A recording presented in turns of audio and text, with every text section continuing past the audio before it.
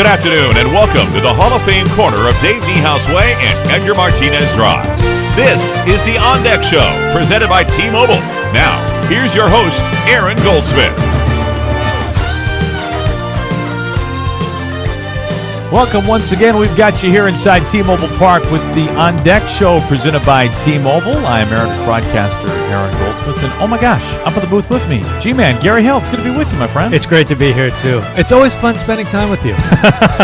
Well, this will only be for roughly 30 minutes. Don't worry, Gary. And then we've got a ball game tonight. We've got a really good ball game, I think, tonight. Yusei Kikuchi is up on the mound.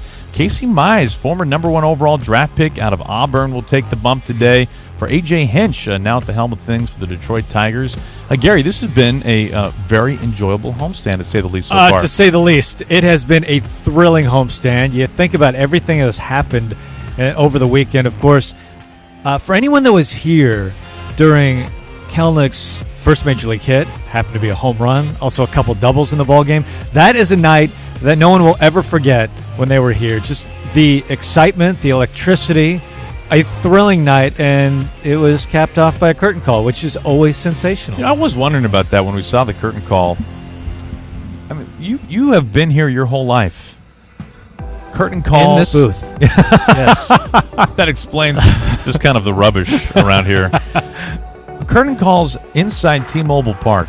Like, there haven't been many of them. Yeah. This is one that really stands out. I'm sure there has been another one. Is there another one that stands out to you? You know, it stood out to me for a couple different reasons. And one is my immediate reaction. And really, it happened a few times during the course of the weekend. The first time was when Logan Gilbert, seemingly 2 hours before the game, went out to warm up and was just kind of strolling along the outfield. And there were fans packed in the pen and in the outfield and, like, cheering him on the way by. And that moment and the curtain call and then Kellnick going back to the outfield after the home run and the fans cheering there, it made me so thankful to have not only baseball back, and here we are with a full season of baseball, but to have fans in the stands and just those moments that we missed. We didn't have those moments at all last year. And this is an obvious statement, but baseball is not the same without fans in the stands. It is so much better. Just the reaction and the energy, everything about it. And it was just those moments that I cherished because we have not had them in so long. Yeah, we knew it would be better this year with people in the ballpark, and thank goodness that they could be here and watch those two debuts in particular. Hey, don't forget to use the hashtag #SeeUsRise during today's On Deck show for a chance to appear on the program. We are going to hear from Mariners manager Scott Service a little bit later in the program. We're also going to hear a clip from Mariners general manager Jerry Tote. The latest Wheelhouse podcast is out. You can find it wherever you find your podcasts. And we did an exclusive recording with Jerry just talking about Logan and Jared Kellnick. So we'll have some of that for you coming up in a short while from now. Tonight, we mentioned Casey Mize going for the Tigers, Yusei Kikuchi for the Mariners. Gary, when you look back at Yusei, his first 2 years since coming to Seattle, we've been waiting for it to kind of take a hold and start to gain some momentum. We've seen it in spurts in 2 years, but now it feels like it's really starting to all come together for Yusei. The last 2 spring trainings, we've seen the big uptick in stuff. We saw it again this spring, but when you talk about stringing together, I think fair to say his best 3 starts consecutively in the Mariners uniform. We're seeing the best form of Yusei his last 3 times out. I don't think there's any question about that. I do think he pitched much better last year than his surface numbers would indicate, and I think it's his surface numbers this year are matching up with what he's doing. I mean, he has pitched phenomenal baseball so far. You think about his last start against the Dodgers, a team that does not strike out, a team that is so gifted offensively, and he punches out 11 Dodgers along the way. You know, pitched so well against Baltimore the time before that. And then Houston, I mean, that was best start of his career given the context. I mean, 7 innings of one-hit ball, taking a no-hitter deep into that ball game. He has been on a real run, and he's done it in different ways. You know, the strikeouts have been there. The ground balls have been there. Ton of them. And when he has been in trouble, he has worked out of it. Where in the past, he has had difficulties working out of trouble, working out of traffic, and he is not this year. For the most part, he has gotten out of any sort of trouble he's been in. He's been really good. And with Marco on the IL, he's been the best pitcher on the staff. As we speak, Marco throwing what looks like a bullpen out there right now, which is good to see Marco up on the hill. We knew he's been playing catch recently, but good to see him doing some flat ground, if nothing else, with his teammates, his rotation mates out there watching him. Hey, last 3 starts for Yusei, it's pretty remarkable. 4 walks, 25 strikeouts, 20 innings, 12 hits. To me, the walk to strikeout numbers stand out so much. We know how much it is a priority for this organization to dominate the zone, both at the plate and up on the mound, and Yusei is definitely doing that. So hopefully more good stuff to come for Yusei Kikuchi. Tomorrow it is Justin Dunn up on the mound. Spencer Turnbull goes for the Tigers. That's another 7:10 start time. In fact, all 3 games against the Tigers will be at 7:10. Pregame coverage on Root Sports all 3 nights at 6:30.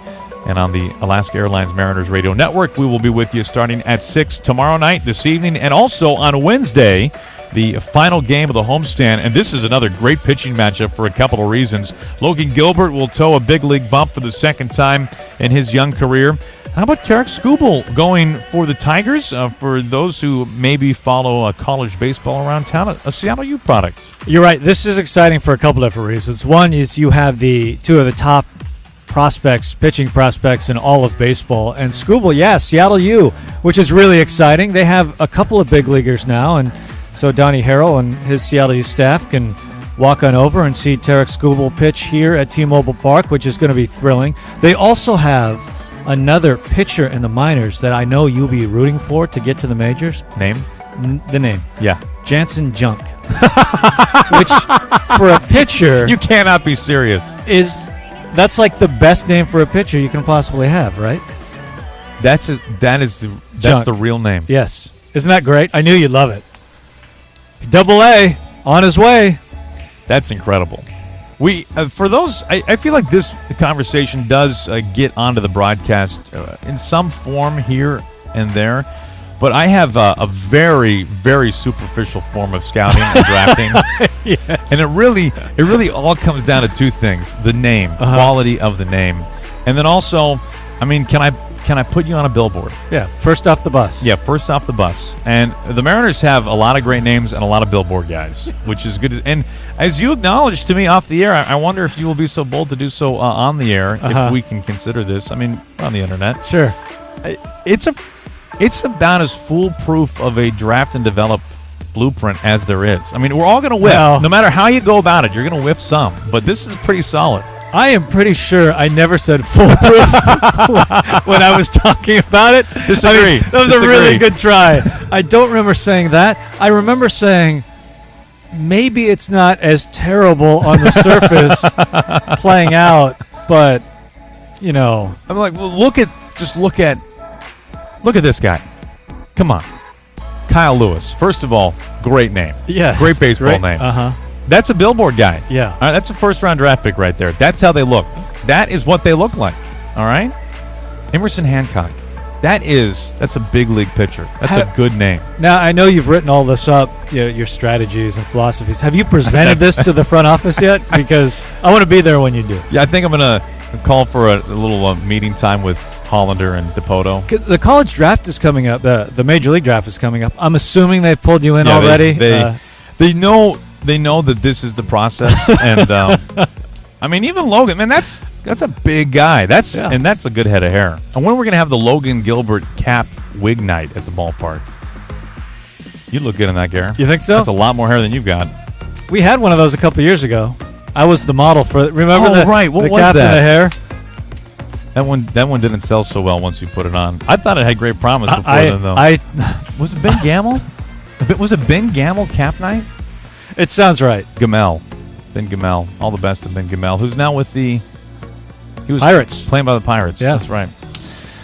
Well, we'll move on, although I know people enjoy this. So that's what's coming up for this Tigers series. We were talking about Yusei. Let's take you down to the clubhouse. Some sound from the Mariners skipper Scott Service from not that long ago, earlier today, talking about tonight's starter.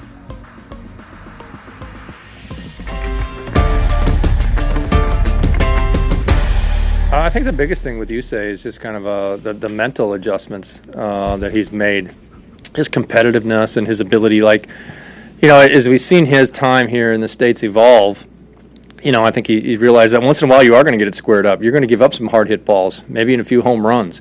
But his ability to bounce right back, or even if he has a bad couple hitters or a bad inning, that doesn't seem to deter him from the job at hand. And last couple of years, I thought it would kind of get him out of his game, get out of whack for too long, and oftentimes couldn't recover. So that's been the biggest difference. I think, understanding what we expect, he has a clear understanding of what it's good. He's just more comfortable at the end of the day. So being able to make in-game adjustments a little bit quicker than what we've seen in the past, all those things have contributed to him being more consistent.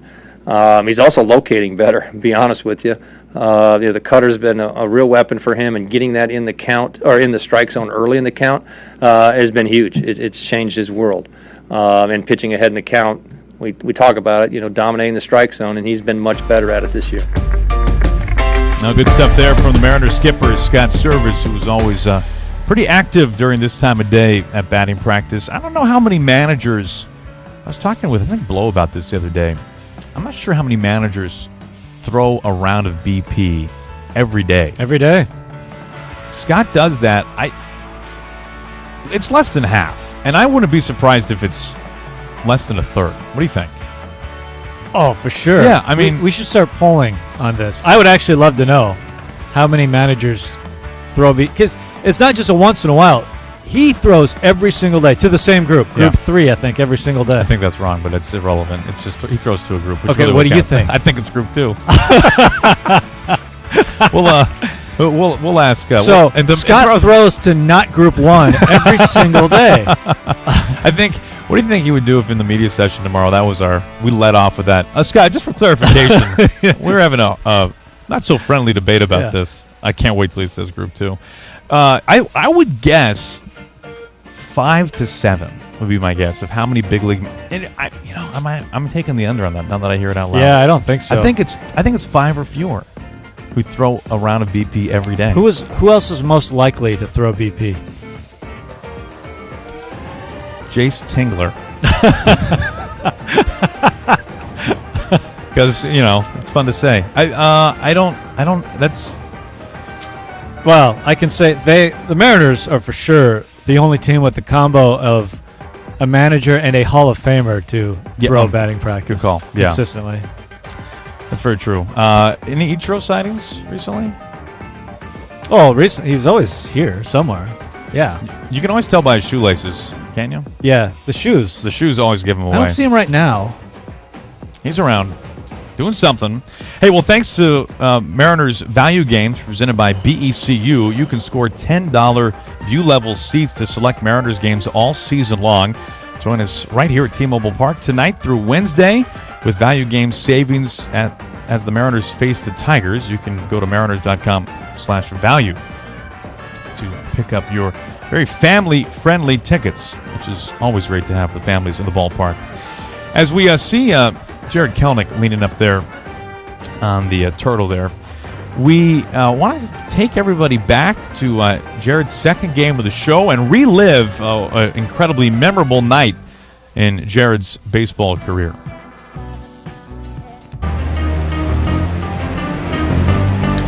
This is torched way back, number 1. First hit, first home run of the show, Jared Kellnick. Welcome to Seattle.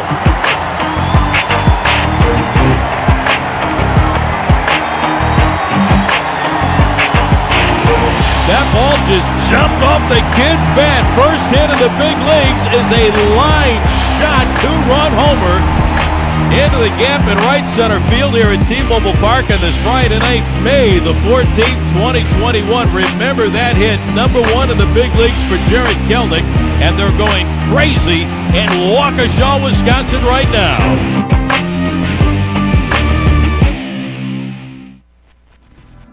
Now, how come you never look at me the way J.P. Crawford looks at Jared Kellnick? I know, they did it's you and not Kellnick. That's the difference? Yeah. It's that simple. Yeah, that's the difference. See, and Kelnick passes my test as well. I think my favorite picture, too, the picture of the big hug after he hit the home run. With Kalu? Great That picture. is a great picture. That was an all-timer.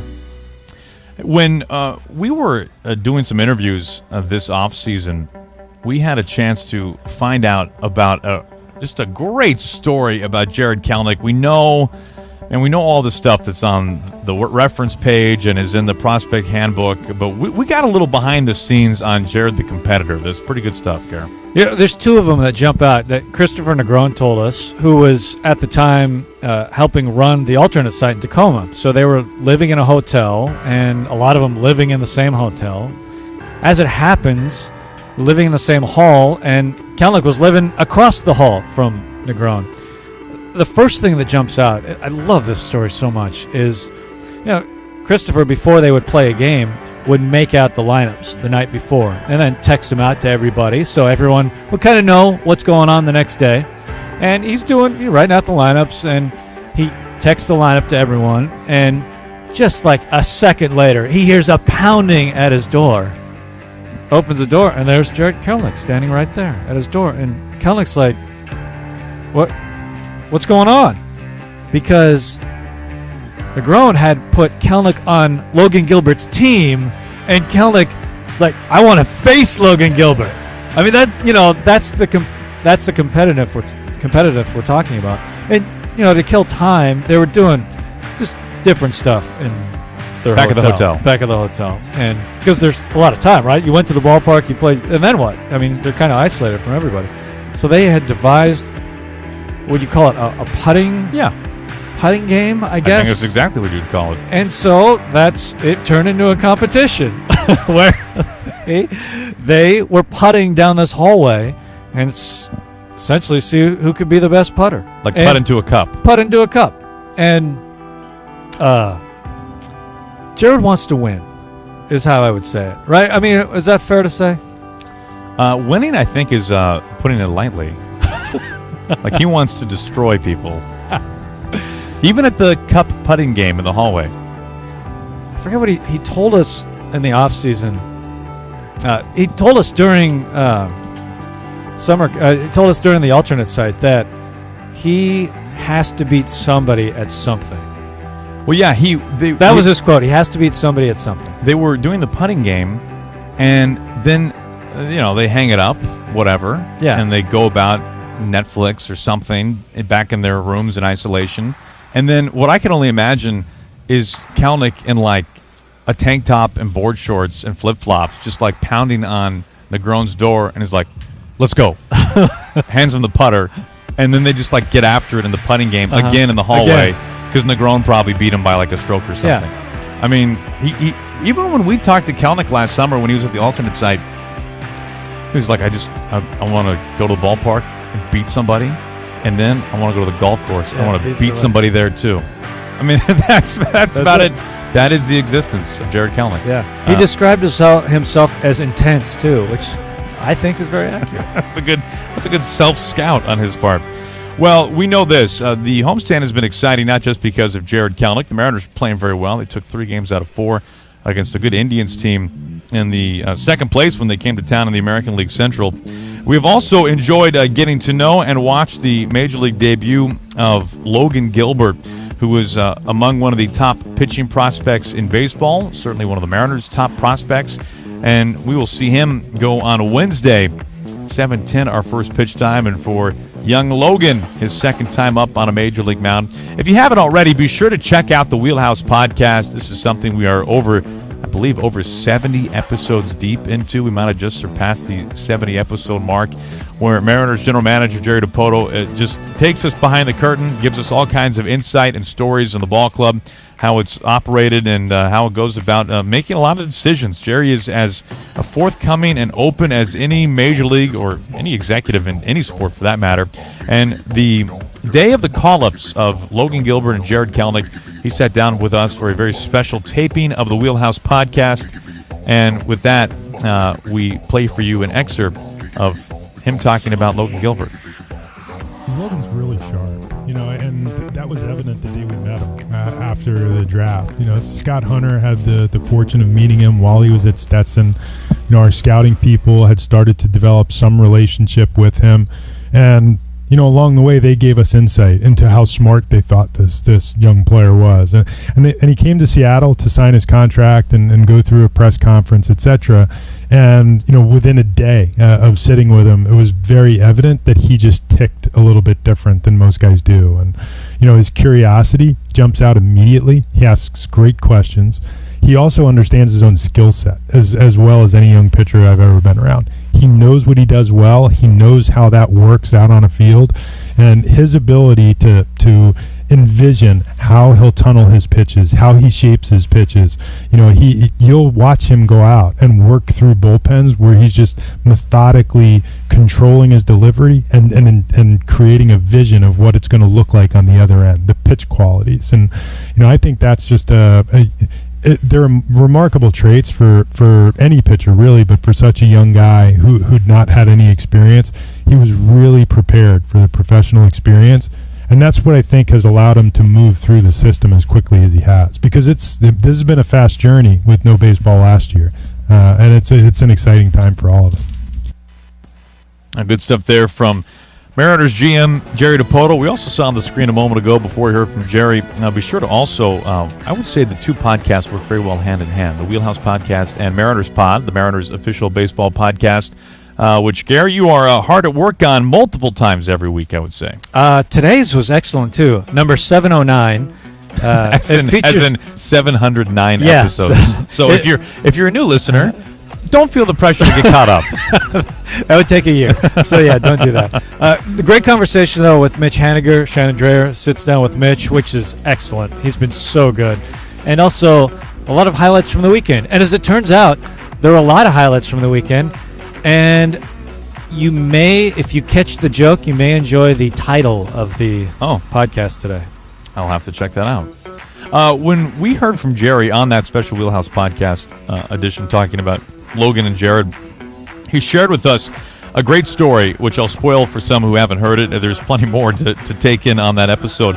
When Logan was still with Tacoma, as people know by now, he and Jared were informed of their call-up earlier than most prospects would, or any player would find out that they would be called up. Normally, a player would find that out roughly 24 hours in advance, but for a number of reasons, the Mariners informed Kellnick and Logan Gilbert of their pending call-up about 3 days ahead of time. One of the primary reasons was for travel. We know that in the world we're in right now, travel is a little more cumbersome and difficult, so they wanted to make sure that both families were able to prepare for travel and be here for that special night. Unfortunately, all the families and friends of the past list were able to come to the ballpark. But in Logan's case, one of the big reasons why was they wanted to give him ample time to prepare for the Indians.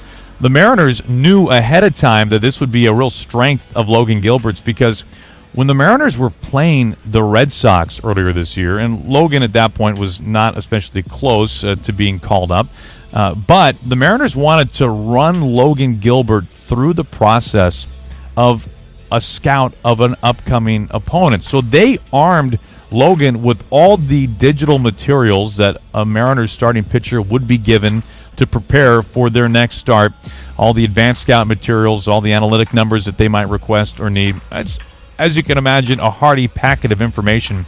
Well, they gave Logan time to digest this, analyze it, and decide how he would pitch to Xander Bogaerts and Rafael Devers and J.D. Martinez. Again, he wasn't going to pitch in that game, but they wanted to give him practice in preparing. And then once he had time to look over all this information, they then got on a video conference call with Pete Woodworth, Mariners pitching coach, and a number of other members of the Mariners pitching group. Justin Hollander, Mariners assistant general manager, was in on it. And they basically wanted to hear Logan, his own words and his own tactics of how to approach the Red Sox. And Gary, as Jerry told us, they were blown away. How he wanted to approach this fictitious start against Boston was even better than what the Mariners would have suggested for Logan. That is the kind of one of the hidden elements that we can't see just by looking at a prospect handbook from Logan Gilbert. I am so happy we were told that story, too, because it's amazing. I mean, it wasn't just a call-up. This was a long process and a lot of thought going into it. And it's something that we keep hearing about Logan, too.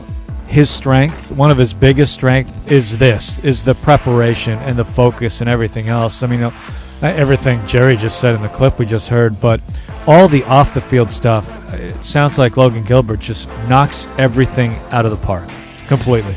We will see him take the ball for the Mariners on Wednesday. All 3 games of this series against the Tigers at 7:10.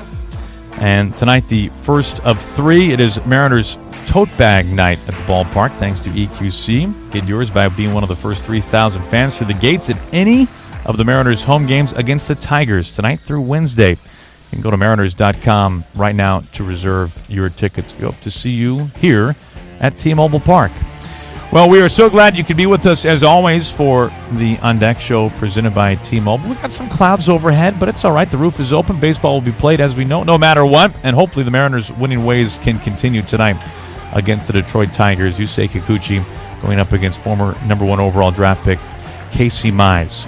We'll be with you on Root Sports at 6:30 for the pregame show, and along the Alaska Airlines Mariners radio network, as always. G-Man will be with everybody at 6 o'clock. Got an hour of pregame content, as always. It's going to be a fun one tonight. I'm looking forward to it. Yusei's been great, one of the best pitching prospects in baseball on the other side. This is going to be fun. Well, we will be back with another On Deck show. We'll be with you June 1st at 4:30, our normal time, as the Mariners take on the Athletics. So for Gary Hill, I'm Aaron Goldsmith. Glad you could be with us. We'll talk to you tonight at 6 o'clock.